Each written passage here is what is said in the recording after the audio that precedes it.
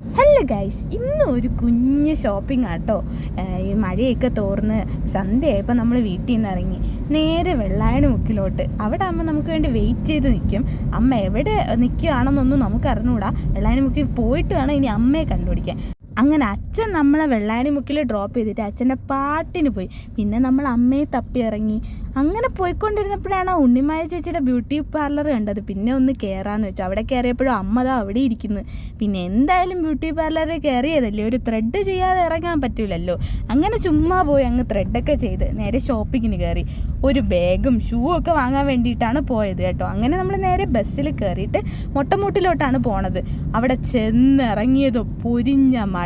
പിന്നെ അങ്ങോട്ട് മഴയത്ത് കുറേ സമയം നിന്ന്.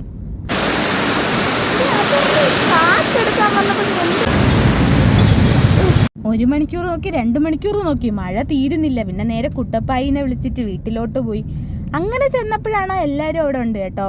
അങ്ങനെ അപ്പൂസിനെ കണ്ടു. അപ്പൂസിന് +2 ഫുൾ A+ ആണ്. അവനെ കൺഗ്രാജുലേഷൻസ് പറഞ്ഞിട്ട് നമ്മൾ നേരെ വീട്ടിലോട്ട് വിട്ടു. ഇവിടെ ഒന്നും കറണ്ടില്ല, ഇനി നാളെ വരത്തുള്ളൂ. അപ്പോൾ ഇന്നത്തെ വീഡിയോ ഇത്രയേ ഉള്ളൂ. Bye guys.